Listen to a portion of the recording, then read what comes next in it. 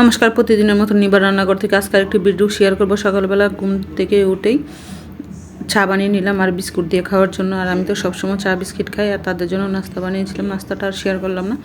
আর ওইদিকে দুপুরে কী কী রান্না করবো এগুলো শেয়ার করবো। আজকে লাউ পাতা শাক রান্না করবো। এগুলো কিন্তু আমাদের গাছের ক্ষেতের লাউ শাকগুলো নিয়ে আসলাম, মানে বাড়িতে যেগুলো করে আর কি সবসময়। তো এরকম আমাদের গ্রামের বাড়িতে তো আসার সময় লাউ ডুগা নিয়ে আসছিলো অনেকগুলো। তো আমি লাউ নরম পাতাগুলোকে আমি একটু শাক বানিয়ে নিই, আলু বেগুন ভেজে তারপর নিরামিষ যেহেতু তো শাক করে নিলাম। আর শাশুড়ি মা একটু নিরামিষ টমেটো চাটনির কথা বলেছিল, ওই জন্য টমেটো চাটনি বানিয়ে নিলাম।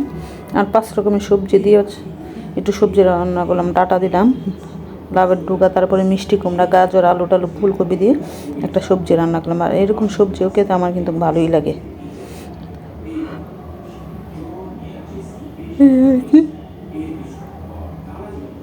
তো এই ছিল, আর সাথে রান্না করলাম। তারপরে দেখেন ডাল, টমেটো চাটনি, সবজি আর শাক ভাজি করলাম। এটা ছিল দুপুরের খাবার। আর এখন কিন্তু আমাদের বাসায় 3 বার আমার রান্না করতে হয়, সকালে একবার, দুপুরে একবার, রাত্রে একবার। কারণ যেহেতু আমাদের ফ্যামিলিতে এখন মানুষ বেশি, ওই জন্য। আর দেখেন এইটাই ছিল দুপুরে রান্নার আয়োজন। আর রাত্রেবেলা কিন্তু আমি আবার ফুলকপির পাগুড়া বানিয়েছিলাম।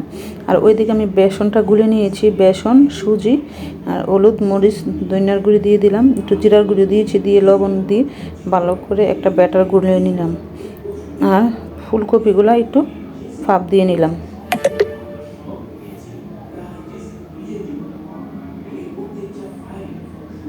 আর সিদ্ধ করা ফুলকপিগুলো এখন বেসনে ডুবাইয়া তারপরে গরম তেলে ছেড়ে দেব। আর রাত্রের বেলার খাবার তো গরম ভাতের সাথে ফুলকপির পাগুড়া খেতে কিন্তু সেই স্বাদ, অনেক ভালো লাগে। যারা যারা খান নাই তারা একবার হলেও খেয়ে দেখবেন।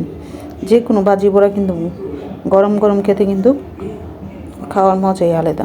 তো আমি এদিকে তখন কিন্তু রাত্রে আমার অনেকটা বাজে, প্রায় 10:30টার মতন প্রায় বাজে, 10:30, 11টার মতন বাজে।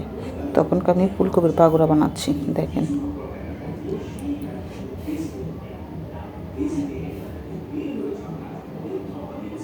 আর নিরামিষ খাবার মানে বাজি পোড়া খেতে হবে, এটাই হচ্ছে আমাদের নিয়ম আর কি। নিয়ম বলে আর যাই বলেন, হয়তো অনেকে বলতে পারেন দিদিভাই আপনার কথাগুলো জানি কীরকম আসে।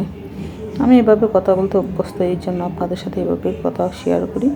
আর এই ছিল আমার আজকে রান্নার আয়োজন। দেখেন ফুলকপির পাগুড়া দেখতে কতটা সুন্দর হয়েছিল, বুনিও হয়েছিল। এটা কিন্তু অনেক সময় সন্ধ্যার নাস্তা হিসেবেও খেতে পারেন, সস দিয়ে, অনেক ভালো লাগবে।